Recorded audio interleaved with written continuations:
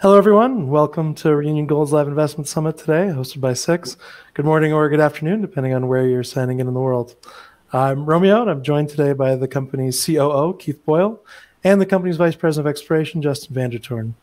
Today, Justin and Keith will be running through a presentation that will cover, among other things, the company's recently updated mineral resource estimate.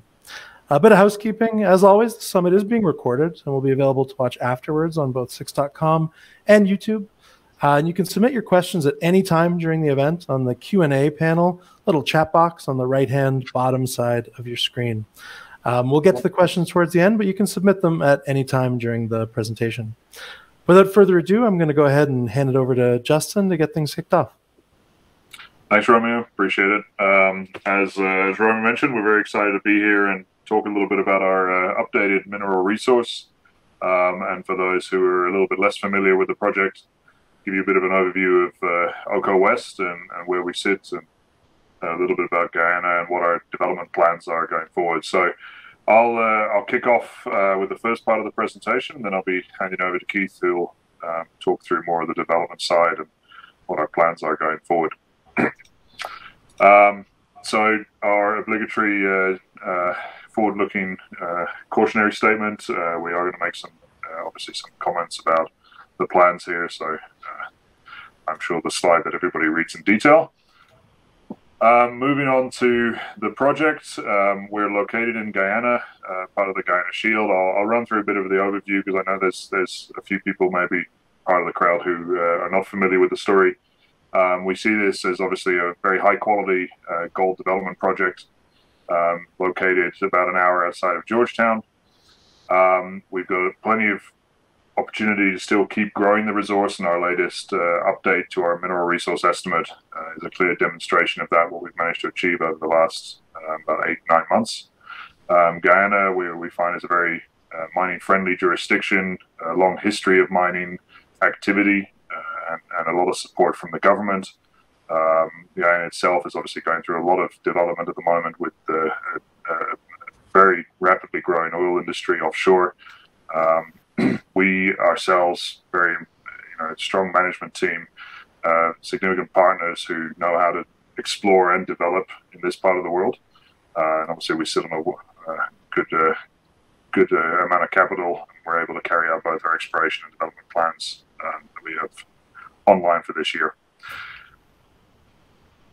So just to talk a little bit about Oko West, we've just announced our mineral resource estimates. This totals 4.3 million ounces of indicated resources at just over 2 grams per ton gold. In addition, another 1.6 million tons of inferred. Most of that inferred sits in an underground resource, totaling 1.1 million ounces at just over 3 grams. This is really, we see this as one of the best projects on the market at the moment, and we're very excited to bring this story to everyone. We have a very rapid, accelerated timeline to production, and we're quickly going through various study stages at the moment in order to achieve that. The top of the deposit still maintains its entire saprolite profile, which means it's oxidized, easy mining, free digging ore that we're able to put through a mill very quickly and provide quite a rapid production at the early end of the project. And then we obviously have a lot of exploration potential still around the project. This project's really only been going for the last about 4 years, or even less. And so we're still exploring the remainder of the project, and we're also looking at additional assets around the country as well. So where we're located, if you come to Guyana, you fly into Georgetown, the capital, and then from there, we have a number of options to get to site. Most of our personnel come from Georgetown now by a quick charter flight to Bartica, and then a 2-hour drive from Bartica through Ita Valley and then to the project. All of our supplies come from Georgetown by truck, and there is obviously also an option to fly directly with a helicopter to site, and we are looking hopefully towards the end of the year at putting in an airstrip and having a direct charter flight ability to the project.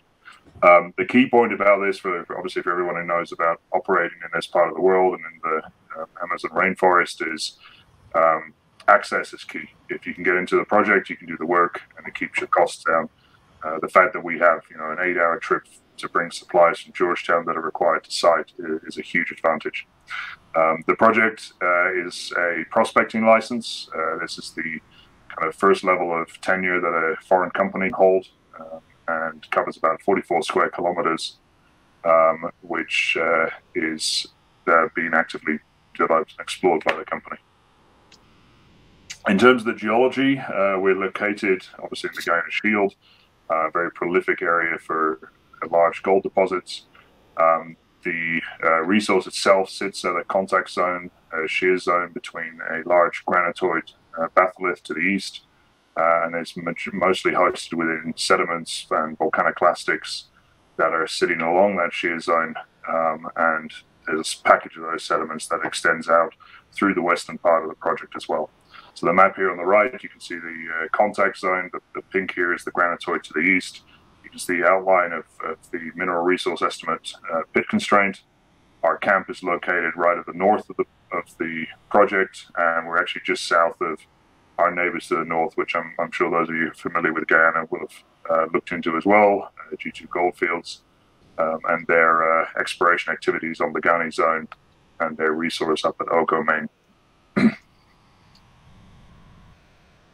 The resource that we've just announced, just to run through some of the numbers. So as I mentioned, we've got 4.3 million ounces in total. That breaks down at 4.2 million ounces of indicated within the new pit constraint, with an additional just under 500,000 ounces in inferred within those pits. Most of that inferred material sits in our blocks 5 and 6, which are really to the south of our main high-grade zone in block 4. And then as we extend down beneath block 4 and also a little bit beneath the blocks 5 and 6 as well, where we've done limited amount of work so far, we have underground resources totaling 1.1 million ounces in inferred, sitting right down underneath. So what we've been doing there is really looking at this high-grade shoot and exploring that at an inferred spacing down to about 1,000 meters depth. In section, the resource itself, especially within the open pit, is made up of a number of domains, discrete domains, that the largest of which sit along the upper contact of our footwall granitoid. So if I just walk through the geology here, on the eastern side, you've got our hanging wall granitoid that then sits against a package of clastic and volcaniclastic sediments. And then that sits against a footwall granitoid, the top of which has a very well-developed intense shear zone that has been obviously exploited for alteration. That alteration has then later been fractured and hosts the gold mineralization. The larger domain, the lower two domains, our lower deformation zone and our gold 2 domain, extend down beneath the pit, and that's what we've been targeting for high-grade underground material, down to our deepest drilling at the moment, which is just about 1,000 meters depth, or about 1,100 meters down dip from surface. So about 90% of our resources within the pit are indicated, and then we've obviously done wider space drilling beneath that, which is where the inferred resources are sitting. So on the right here, you've got a graph showing the ounces per vertical meter, anywhere from 6 to 10,000 ounces per vertical meter within the pit, and then obviously less material being captured in the underground stope optimization models, but still looking at about anywhere from 2 to 4,000 ounces per vertical meter in the underground. So far we see the mineralization obviously continuing down at depth. This deposit has been extremely well behaved, both in terms of the geology, the geological controls, and the mineralization profile throughout the system. Part of our objective now is upgrading those underground resources to an indicated classification, so we're then ready to move the project forward into further studies. But right now we'll be putting the current in open pit indicated material and the underground inferred material together for a combined open and underground PEA that'll be coming out by mid-year. So in long section, we have right now we have 6 diamond rigs operating on the project. 4 or 5 of those rigs are basically dedicated to deep drilling, upgrading our underground resource from inferred to indicated, as well as helping to define those higher grade zones within that. And then we have 1 or up to 2 rigs at times working on exploration activities, basically outside of the resource area to the south in our, what we call our blocks 7 and 8 in our Takatu zone, as well as out in the western part of the project. I've got a slide that'll show the other activity a little bit in a second. In terms of where we sit now, we obviously are a little bit cautious in combining resource numbers, but a lot of the analysts that cover us are a lot better at doing this. So we're working out, we've managed to move the needle quite a bit since last year, where we were sitting at 4.2 million ounces in total to just under 6 million ounces today. This is obviously making this an extremely attractive project and a good grade with a strong support for development. So looking at the exploration activities outside of the resource, you can see the resource and the pit shell shown here. The pit shell projected to surface shown in green. Within that, you can see the black resources projected to surface at a 0 meter RL, so about 100 meters below surface. This is part of really what is now quite well defined as a 4 kilometer long zone of mineralization extending from where we've defined our resources and up through G2's properties, through the Ghani zone and Oko main.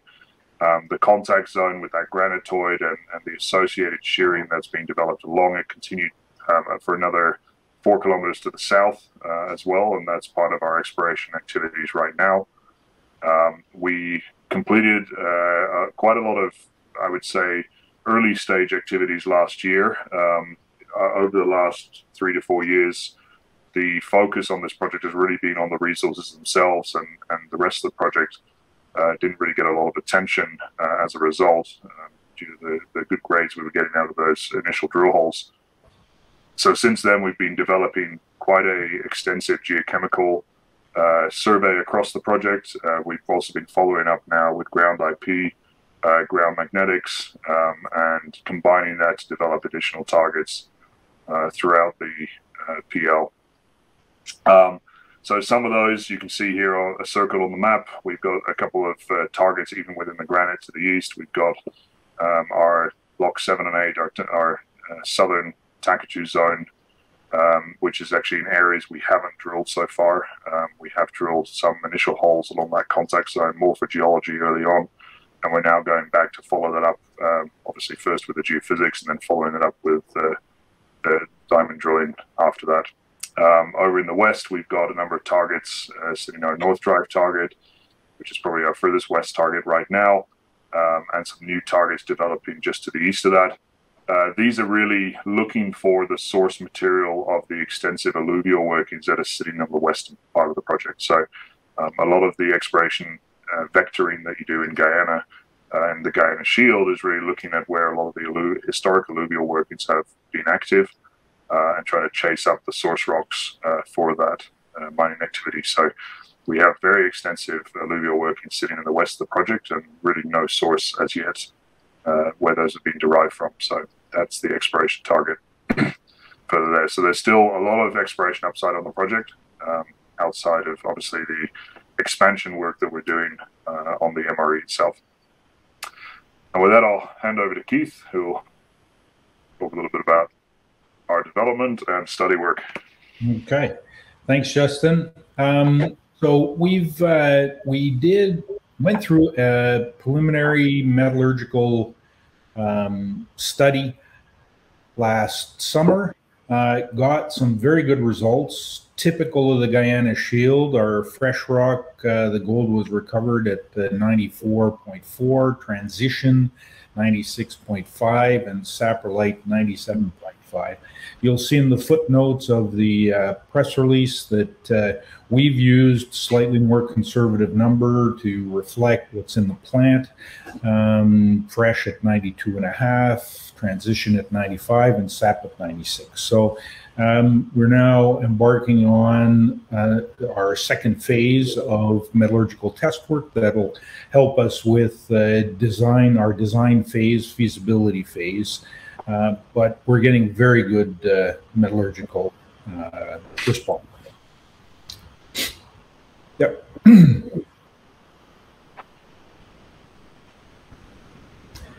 So when we step back and look at what we can do with the project, first we've got about 500,000 ounces of gold in free dig saprolite transition material, which will be the early material through the mill at a higher throughput, because it doesn't have to go through the grinding. And so we're expecting a little bit higher, a bump in production early on. Looking at a concurrent open pit and underground mine, which will bring forward the value on the underground in the NPV. Next, we're looking at sequencing the high-grade core of Block 4 to bring forward our highest grade early on. And we've got competent footwall and hanging wall. So we'll get steep walls, which will reduce our overall strip ratio. Other opportunities that we're investigating and looking at, we're currently doing or working with a company that's performing a feasibility on run-of-river hydrokinetic hydroelectric power in order to replace the assumed heavy fuel oil generated power. And so, that would reduce our Scope 2 emissions to 0 and potentially give us a carbon credit for that. Next, we've got waste rock that's good for aggregates. And as Justin mentioned, Guyana is in a state of rapid development, and the need for aggregates for that construction is high. And so we would look at shipping trucking our waste rock off-site in aggregate form and selling it into the market. And then the last one that we're looking at is haulage, both electrification and automation, in order to reduce our carbon footprint and perhaps look at a premium for the green gold we'd produce. So our accelerated timeline to production, our PEA will get completed, as Justin mentioned, by the mid-year, end of Q2. In parallel, we're currently assembling our impact assessment, which we are targeting to submit that impact assessment beginning of Q4. After that, we'll get our completed feasibility study, which will start right after the PEA, our permits, and our financing. All discussions will start later on this year, leading up to a construction decision in Q2 of 25, which will allow us to then start construction in 23, production 2 years later.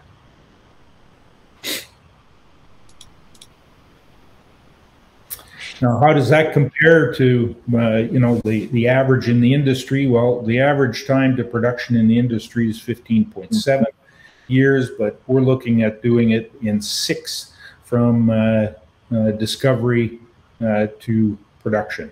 And why can we do this? Well, the government is extremely supportive. The permitting is very straightforward. And we've got very strong project parameters, firstly with our resource and having a good open pit, high grade underground mine, good recoveries. We've got great project parameters for us to be able to advance the project.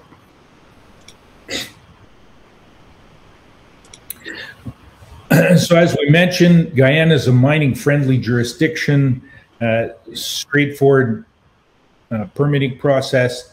It's one of the most attractive jurisdictions in South America. The fiscal regime is very attractive through some tax exemptions and support of government policies. It's got a great history of mining and quarrying, but oil and gas sector represents about 62% of the GDP in 2022. And there's a strong growth trajectory in mining, given the number of juniors that are advancing projects. So as we mentioned, the permitting timeline is very straightforward. We applied for our environmental permit back in September. We did the appropriate community consultations and drafted our terms of reference in Q4. We're expecting approval of that terms of reference in order to complete our ESIA by Q4, where we'll submit it.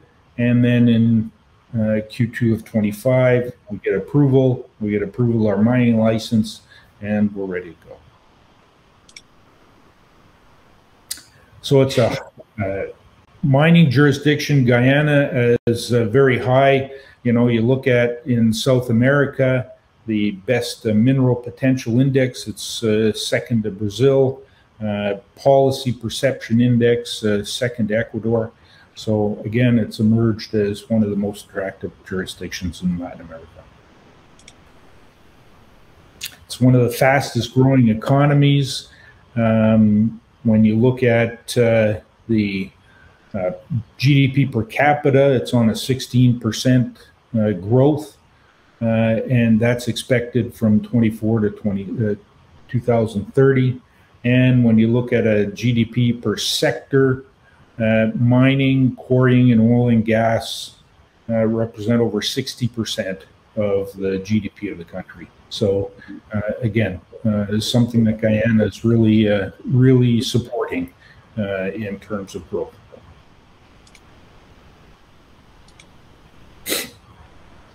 So Reunion Gold team, we've got a long history of finding, financing, and developing operating projects in the Guyana field, the Shield rather. You know, we've got, when you look at the team, we've proven ability to acquire projects. You look at Cambior and Golden Star back in the day with Oh My Gold, and Rosebel and Suriname. We've got trusted partner and strong relationships with prospectors, government, and local businesses. When you think about some of the leads that we get a phone call from one of the port knockers there, and they'll lead us to show us some gold. We've got proven technical abilities that, in particular, we've got G Mining on our team that has proven itself time and time again to build and develop projects, and we've got a management team that possess the extensive experience and leadership for successful mining operations. So just going through our management team, Dave Fennell is our executive chair, Rick Howes, our CEO, ex-DPM. We've got myself and Doug, who's our corporate development, Justin, and Carol and Alain, our counsel and CFO. Very experienced management team. When you look back at our track record, we've got Golden Star with discoveries, Omai and Rosebel, both built and operated. Reunion was developed the Matthews Ridge Manganese project, and now we've got Oko West. And G Mining Services, when you look at their track record, they deliver projects on time, safe, and for big companies. So with respect to our ESG on the environmental side, we look to minimize our impact, preserve the environmental quality and biodiversity. We're securing a sustainable energy supply, or at least we've identified one and are working to get one, minimizing our carbon footprint to achieve a net zero offset. And we're also working at some reforestation in order to offset the carbon footprint that some of which we have, and prioritizing water management. On the social side, prioritizing our local workforce hiring and training. 95% of our current workforce is Guyanese, with 23% Amerindian. Uphold human rights, indigenous rights, and respect for local culture and heritage. Conduct business in accordance with high ethical standards and fair dealing. We're very transparent in what we do through many interactions we have with the community, and developing our business opportunities that will outlast the life of the operation. As far as governance, we're always building strong relationships with government and local communities and stakeholders. We focus on our ethics and transparency, and we provide a safe place to work and safe space to grow our people.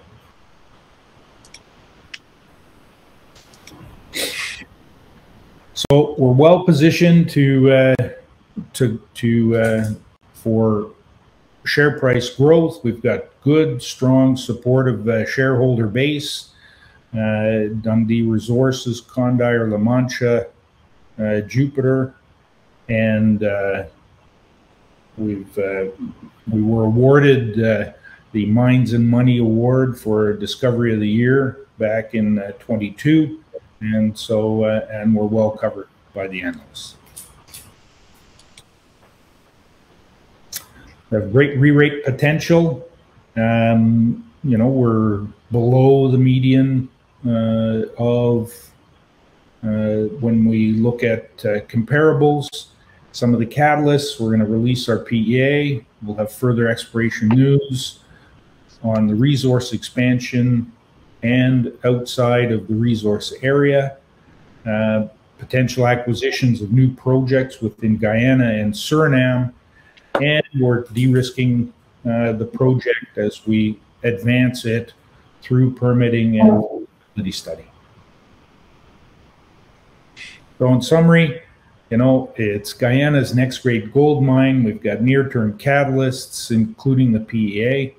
We've got a world-class management team with a proven track record of building and operating mines, leveraging to unlock the full potential.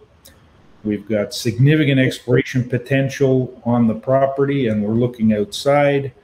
And we're well capitalized through to the end of the feasibility study and construction decision.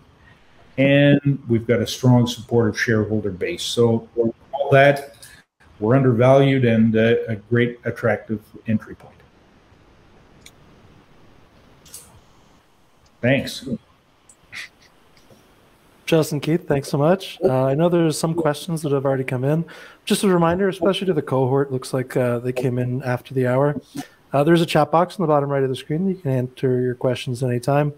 If we have time during this, we'll get to them, but I'll jump to some of the ones that have already come in. Julio from the chat asks, is a potential conflict with Venezuela a potential risk for that accelerated timeline?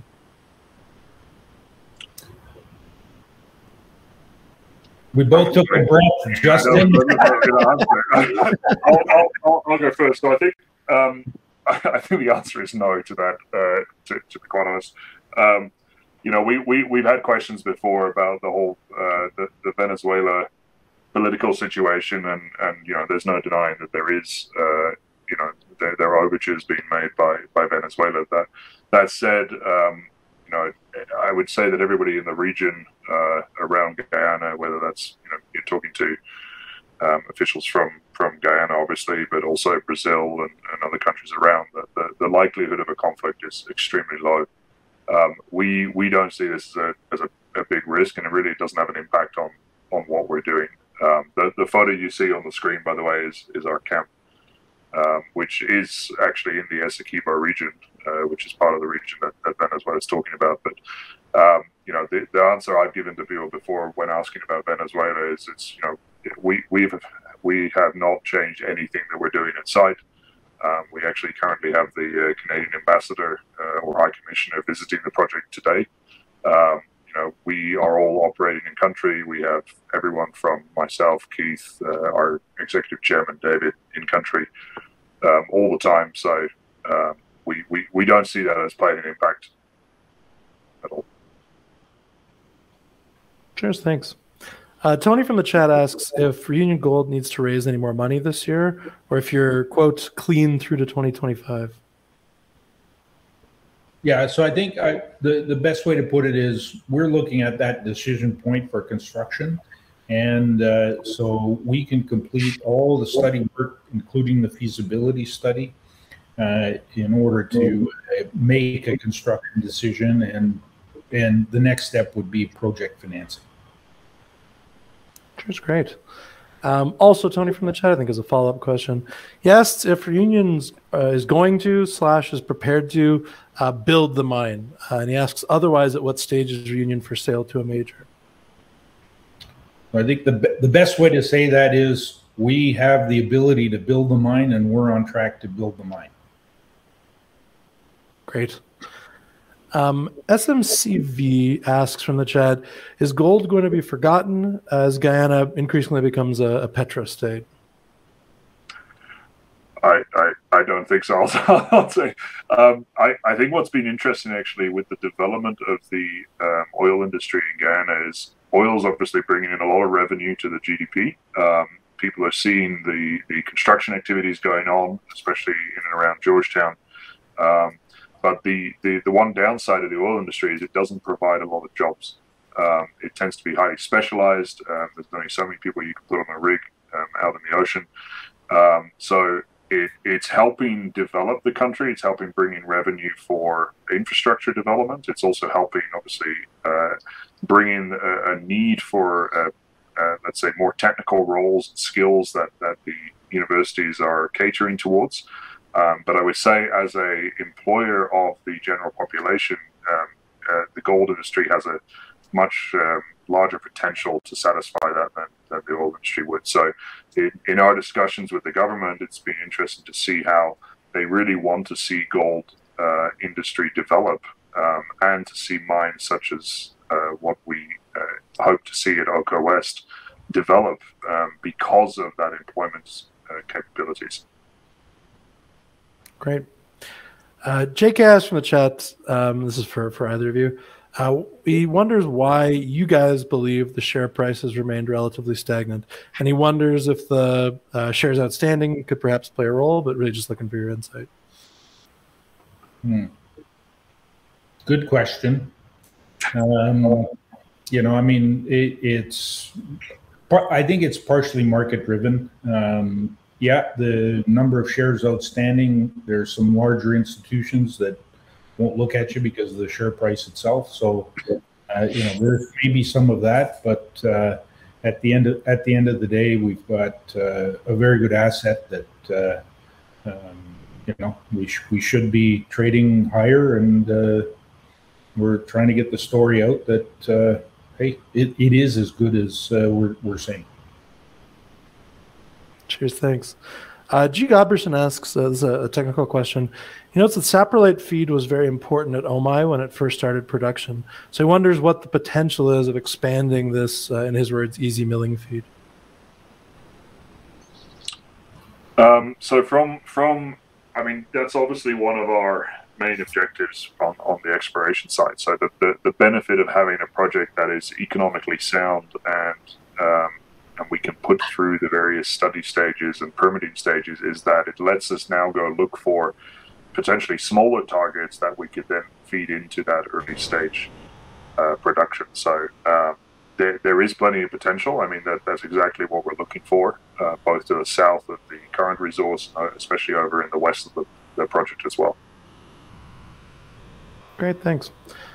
Ahmed asks if there's any expectation for the construction cost, and he's also, I think you covered it, but just as a reiteration, when you expect to release the feasibility study. So in terms of the construction, we're in the middle of getting that done now. So, you know, some of the analysts have taken their ballpark estimates or their estimates from some benchmarking. I'll point them to go and see the analysts. So we're looking at completing the PEA by mid-year, so in Q2 of this year. In parallel to that, we're doing our trade-off studies in order to be ready for the feasibility study, which will start right after the PEA. Justin will be completing his drilling, the drilling that's required to convert the inferred to indicated for the underground resource, and that will feed into the feasibility study.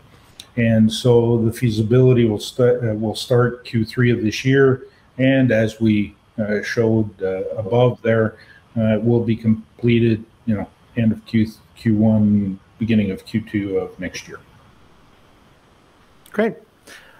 Tony, a different Tony in the chat, asks, this is for Justin specifically, outside of Karuni Zone, what area has the most potential for further discoveries? I would, it depends when you ask me this. Earlier I would have said I think the western part of our permit is highly underexplored. You know, one of the reasons we came into, both us and other people came into this part of the district is really for the looking for that source of where the alluvial workings were coming from, and understanding some of the satellite mining that was going on at the time.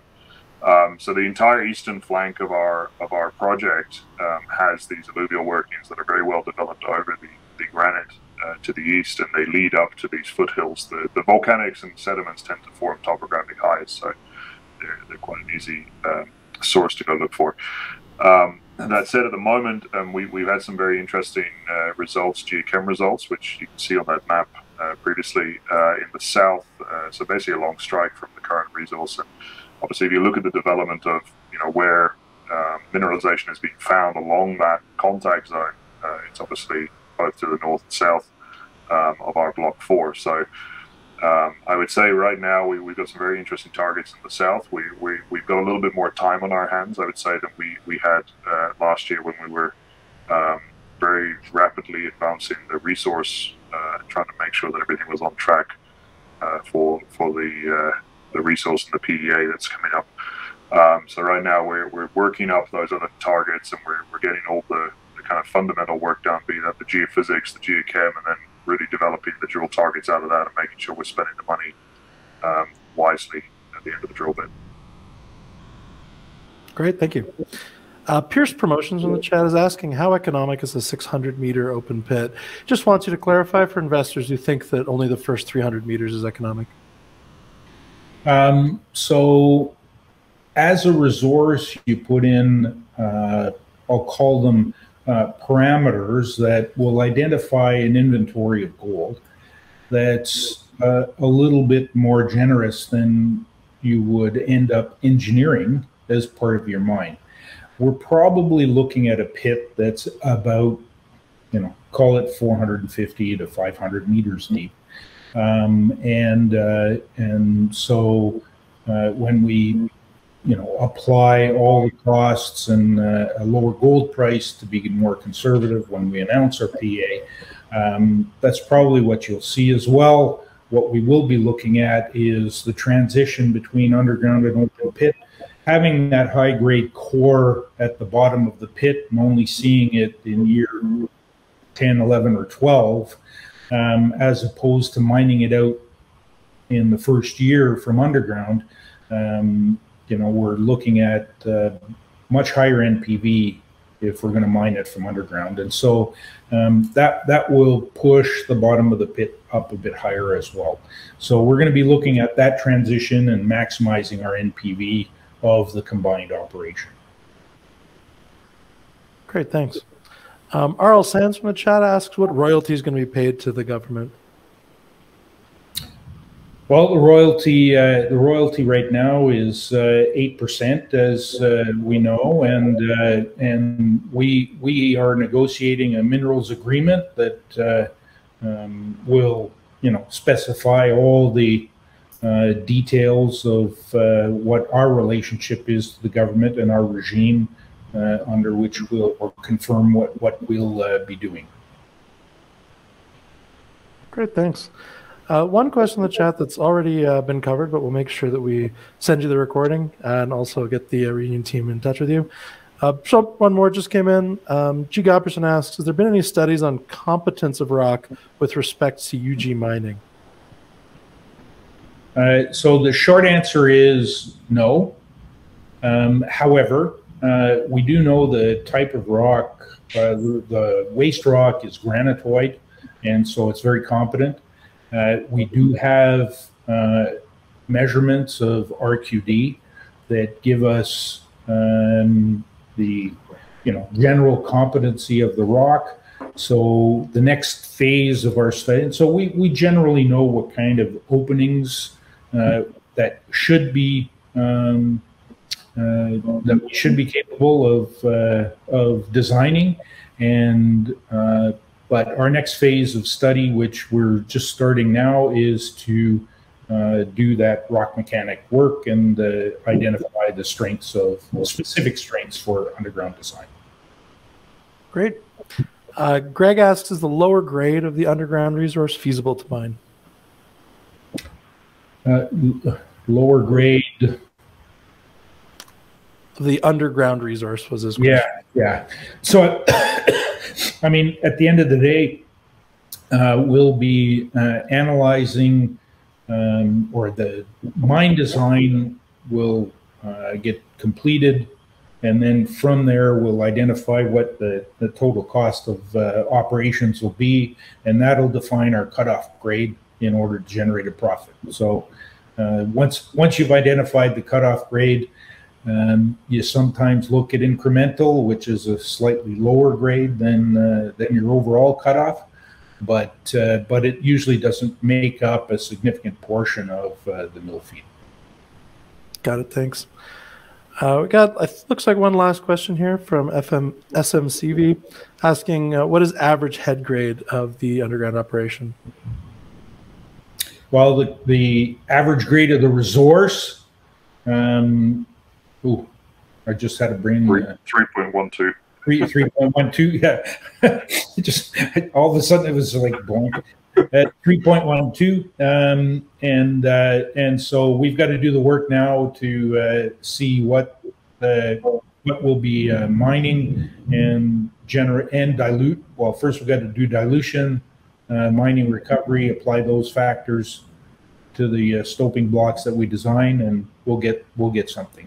I mean, rule of thumb, it's usually about that plus a bit more, because we're using a higher gold price. So, is it in the 3.2 to 3.5 range-ish? Probably is a good number to work with. Great. I got one question that's always a tough one to answer, so obviously only to the best of your abilities. But Pierce Motion asks, has there been an increase in talks with potential suitors since the MRE? And if we told them, we'd have to kill them. The usual. The G. Gopperson asks, is this a long hole stopping scenario? It is a long hole stoping. That's what will be our base case for the feasibility study. Will be long hole open stope with cemented rockfill, or rockfill and cemented rockfill for the primary stopes. But we will be doing trade-offs to see if there's a different mining method that makes more sense. We'll be looking at sublevel cave. We'll be looking at Avoca. We'll be looking at other mining methods to see if it makes sense to do that. Great, thank you. Well, it looks like that's all the questions that we've had today. So, Justin, Keith, I'd really like to thank you for taking us through the presentation and the Q&A, and obviously to everyone who attended, and particularly those who asked questions engaged during the event. If you think of the perfect question to ask right after the event ends, like I usually do, please feel free to reach out. We'll be sure to get back to you as soon as we can. You can always reach out to the Reunion Gold team directly and look for more information at their website at reuniongold.com. But with that, I'm going to hand it back to you guys, Justin, Keith, for the last word before we jet. Okay. Well, no, thanks for, thank you to everyone for attending. I think it's always great for us to see the amount of people that come and attend these things and listen to the stories. So if you have any more questions, please get in touch. Keith? Yeah. Well, and it's not unusual, Romeo, to want the answer before we actually go to work and do the answer. Watch this space. The PEA is coming. Everybody's working very hard to come up with that answer.